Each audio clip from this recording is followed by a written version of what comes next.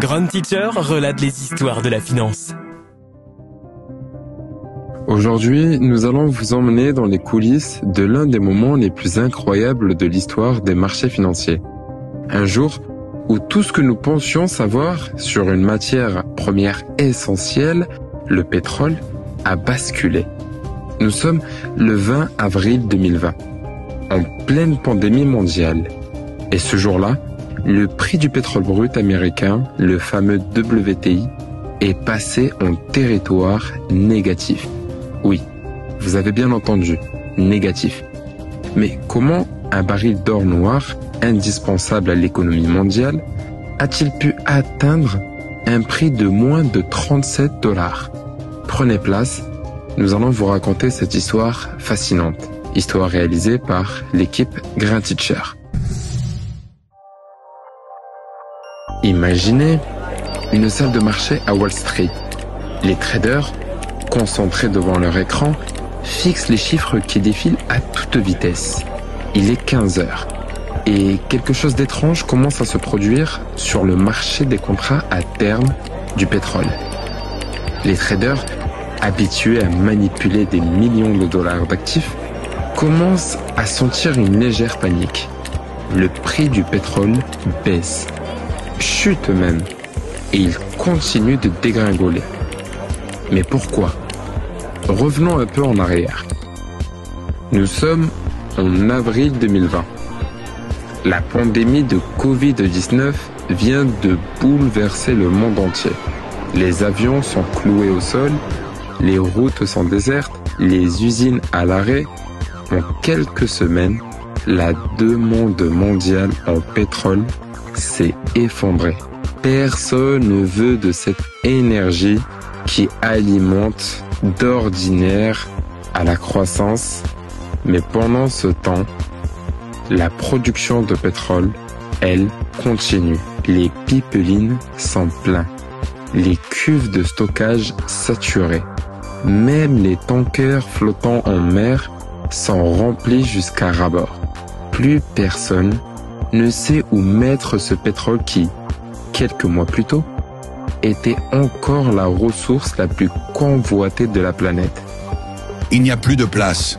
Tous les réservoirs sont pleins. Même les tankers qu'on utilise pour stocker le pétrole au large sont complets. On va où avec tout ça ? Le marché pétrolier fonctionne grâce à un système de contrats à terme, ou futurs. Ce sont des contrats où un acheteur s'engage à acquérir du pétrole à un prix fixé aujourd'hui, mais pour une livraison à une date future. Ce 20 avril, les contrats concernent une livraison prévue en mai. En d'autres termes, tous ceux qui détiennent ces contrats doivent, en théorie, prendre livraison du pétrole dans quelques semaines. Mais avec des stocks déjà pleins et des prix de stockage exorbitants, personne ne veut de ces barils.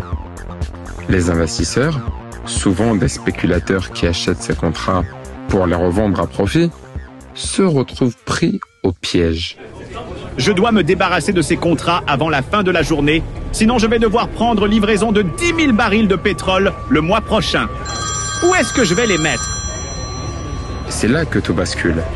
Les traders essaient frénétiquement de se débarrasser de leurs contrats. Ils baissent les prix, encore et encore, pour les vendre à n'importe qui. Mais il n'y a pas d'acheteurs. Le prix chute à 10 $, puis 5, puis 1 $. Personne n'en veut. Je dois payer pour que quelqu'un prenne ces barils à ma place. Oui, payer pour s'en débarrasser. Le prix du pétrole passe sous zéro. Une première historique. Moins 10 $, moins 20 $. Et il finit la journée à moins 37,63 $ le baril. Cela signifie que les investisseurs étaient prêts à payer 37 $ pour que quelqu'un prenne leur pétrole à leur place. Mais comment en est-on arrivé là ? Tout a commencé avec l'effondrement de la demande provoquée par la pandémie. Le monde s'est figé. Mais les puits de pétrole, eux, ont continué de pomper. Les producteurs n'ont pas pu réagir assez vite pour réduire la production. L'offre de pétrole est restée donc la même. Mais la demande a chuté si brutalement que les stocks ont débordé. Il n'y avait plus aucun endroit pour stocker cette marée noire. Couper la production, c'est coûteux, ça prend du temps. On ne peut pas juste arrêter un puits de pétrole du jour au lendemain. Alors on a continué à produire, mais personne n'en voulait. Pour les traders, la situation est devenue ingérable. En quelques heures, le pétrole est passé d'une ressource précieuse à un fardeau coûteux. Il ne s'agissait plus de gagner de l'argent, mais de ne pas en perdre davantage. Certains ont payé pour ne pas recevoir de barils dont ils n'avaient pas l'usage. Et voilà comment, ce 20 avril 2020, pour la première fois dans l'histoire, le prix du pétrole est devenu négatif. Une situation surréaliste, où l'or noir, symbole même de richesse, est devenu une dette.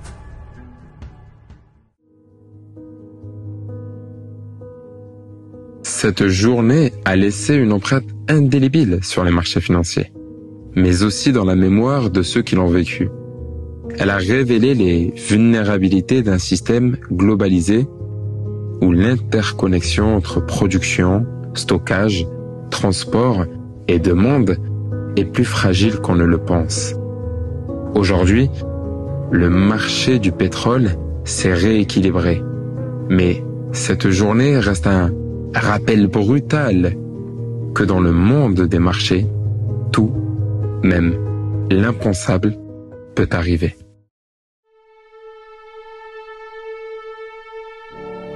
Merci d'avoir écouté Grand Teacher Relate.